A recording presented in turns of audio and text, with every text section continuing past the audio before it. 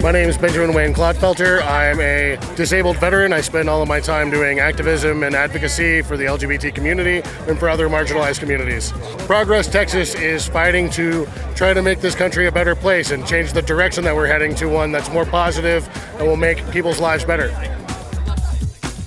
It's Friday, March 28th, 2025, and this is the Progress Texas Daily Dispatch. Rapid response on the breaking news stories Texas progressives need to know. I'm Chris Mosier. I encourage you to click back one episode in this podcast feed for our talk posted last night with Austin State Representative Donna Howard, who is one of the authors of one of the two bills working through the ledge at present that are designed to offer clarity and legal protection to Texas doctors who have become reluctant to use medically necessary abortion procedures during critical pregnancy failures, even when those procedures are generally considered best practice and the pregnant person's life and health are at risk. During our talk, Rep. Howard says she's fully behind both bills for what they can accomplish for pregnant Texans right now, but acknowledges that they fall well short of the complete restoration of even the baseline of Roe v. Wade's protections, and these bills are by no means without their critics. Taylor Goldenstein at the Houston Chronicle says Texas abortion funds continue sounding the alarm of a Trojan horse provision that could help resurrect ancient laws that would even further strip abortion access, allow the legal targeting of Texans, helping others access abortion care in other states, or to obtain abortion pills online. Several testified at a Senate committee hearing yesterday, including Denise Rodriguez, spokesperson for the Texas Equal Access Fund, who said these bills are, quote, designed to provide PR cover and to soften the image of anti-abortion extremist lawmakers here in Texas, an attempt to manipulate public perception, unquote. Molly Duane, senior staff attorney at the Center for Reproductive Rights, who were central to the Zurofsky v. Texas case, itself an attempt at clarity for medical providers, is concerned that old laws going back into effect could have catastrophic consequences for Texans seeking abortion, including the prosecution of the pregnant patients themselves, which for now at least is barred by current state law. The arguments that opponents of these clarity bills are raising might be moot anyway if another bill, also courtesy of Mineola Republican Senator Brian Hughes, ends up becoming law. Pooja Salhotra and Eleanor Klibanoff at the Texas Tribune say Senate Bill 2880 is regarded by legal experts as the most comprehensive attempt yet to stop Texans from accessing abortion pills or out-of-state care. It targets online medication providers and tech companies that host abortion-related websites, elevates the penalty for paying for or reimbursing the costs of an abortion, exactly what abortion funds do, to a felony punishable by life in prison, expands the vigilante provisions already on the books, that is, the ability of private citizens to bring wrongful death lawsuits against anyone involved in an abortion, and grants more power to the Attorney General's office to more easily prosecute abortion offenses. Most of what is feared might be hiding in the language of those clarity bills is openly proposed by SB 2880. Meanwhile, in New York yesterday, a county clerk has blocked the state of Texas from filing legal action against a New York doctor for prescribing and sending abortion pills to a woman in Texas. Pam Bellick at the New York Times writes that, citing New York's Shield Law, the acting clerk of Ulster County in Kingston, New York, Taylor Bruck, refused yesterday to grant Texas's motion seeking to enforce their order. Bellick says this is an as-yet unprecedented move that raises the interstate abortion wars to a new level, setting the stage for a high-stakes legal battle between states that ban abortion and states that support abortion rights, with the final battlefield very likely the heavily conservative-stacked U.S. Supreme Court.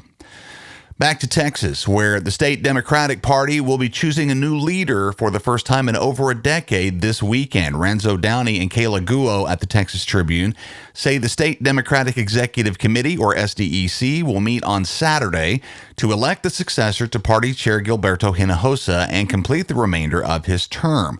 Because Hinojosa resigned before the end of his term, his successor will be chosen by the party's 121-member governing board, the SDEC, rather than a larger group of delegates at the party's convention.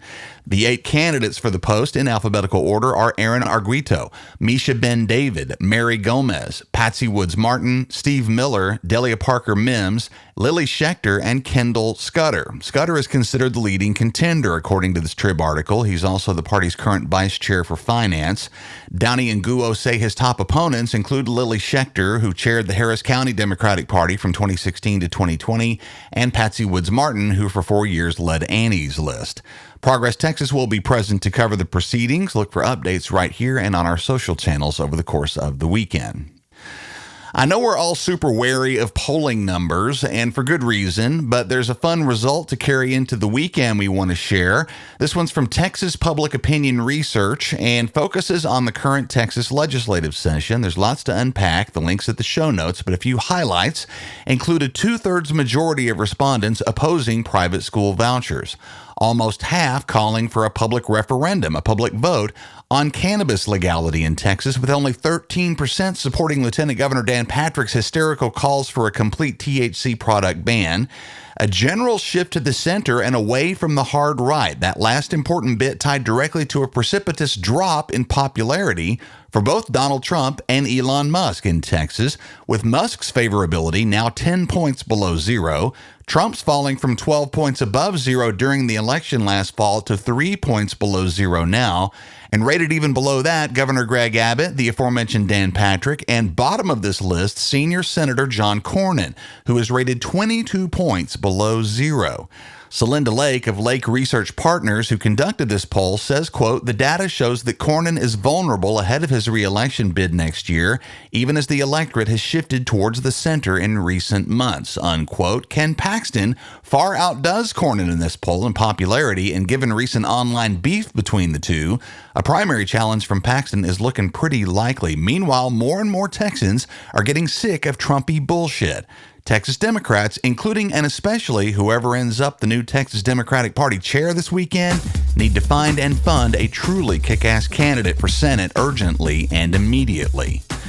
Progress Texas is proud to welcome San Antonio Mayor Ron Nirenberg as our guest for a live podcast taping and fundraising party on Tuesday, May the 6th in San Antonio, and you're invited. We look forward to a long overdue and fun get-together with y'all at our Party for Progress in San Antonio. Again, mark that date, Tuesday, May 6th, live pod taping with Mayor Ron Nirenberg and good fun with you. See the show notes and get your tickets right now. Our mission at Progress Texas is to counter the conservative disinformation machine, but they far outmatch us in funding. Oil and tech billionaires and religious right-wing activist groups spend a lot of money keeping their audiences in the dark. If you've come to appreciate the light we shine on important political news in Texas on a daily ongoing basis, please know that our regular everyday listeners like you form the backbone of our funding. We could use your support as a monthly contributor, and no amount is too small. Go to progresstexas.org/donate. Thanks to Jacqueline Thomas, Julianne Reeves, and Susan Stonecipher, all of whom have joined the team lately. We appreciate all of you very much. And while you're at the website, be sure and grab the merch to match your progressive values at our web store. Y'all Means All, Rovolution,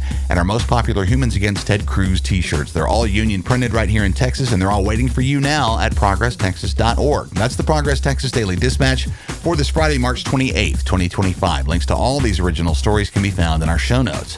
Progress Texas is a nonprofit rapid response media organization promoting progressive messages and actions.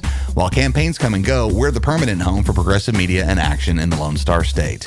I'm Chris Mosier. Thanks so much for listening. Have a great day and a great weekend. We'll see you again on Monday.